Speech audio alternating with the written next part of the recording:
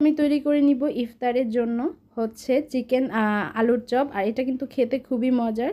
কিভাবে তৈরি করি চলুন। প্রথমে একটা মুরগির 2 পিস বুকের মাংস নিয়ে নিয়েছি, আর মাংসটাকে ধুয়ে ভালো করে সিদ্ধ করে নিব। তার জন্য লবণ আর হাফ চামচ আদা রসুন বাটা দিয়ে দিলাম। ভালো করে এটা সিদ্ধ করে নিব যতক্ষণ পর্যন্ত না পানিটা না শুকাবে। আমি একটু চেক করে নিব যে কতটুকু সিদ্ধ হয়েছে, দেখাচ্ছি আপনাদেরকে। এই যে দেখেন।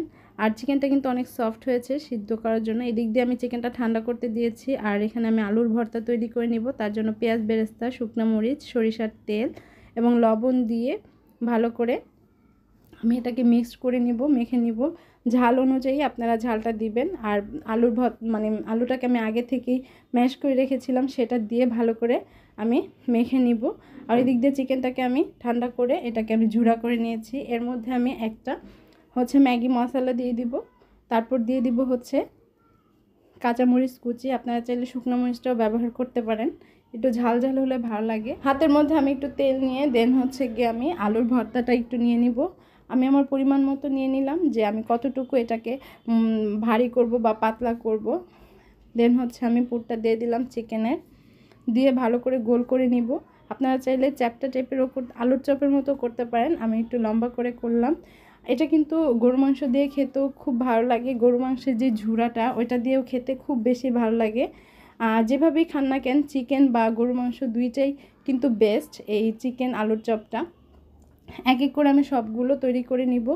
তৈরি হয়ে গেলে এখন আমি ডিম এবং ব্রেড ক্রামের মধ্যে ভালো করে চুবিয়ে নিব। একটা ডিম আমি নিয়ে নিলাম। তারপরে হচ্ছে ডিমের মধ্যে চুবিয়ে দেন হচ্ছে ব্রেড ক্রামের মধ্যে দিয়ে দিব।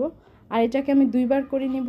উপরের যে লেয়ারটা থাকবে এটা একটু ভারী হলে এটা কিন্তু ভাজতে খুব বেশি সুবিধা হয়।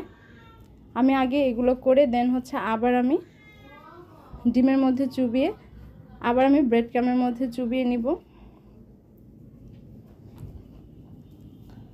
এক এক করে আমি সবগুলো এই ব্রেড ক্রামের মধ্যে ভালো করে ব্রেড ক্রামের সাথে মিক্সড করে নিলাম। এখন তৈরি হয়ে গেল আমার সবগুলো। এখন আমি তেলটা গরম করতে বসিয়ে দিয়েছি। আর খুব সাবধানভাবে কিন্তু এই চিকেন আলুর চপটা ভাজতে হবে। আমি 3টা দিয়ে করলাম, বেশি দিবেন না, বেশি দিতে গেলে কিন্তু ভেঙে যাবে।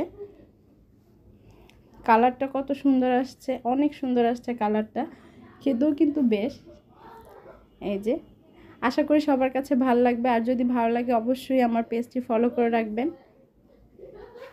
আর নতুন নতুন ভিডিও পাওয়ার জন্য আপনাদের লাইক কমেন্ট শেয়ার করলেই আমি দেখা যায় আরও উৎসাহ পাবো যে না আমি আরও কিছু নতুন কিছু আইটেম তৈরি করে দেখাবো।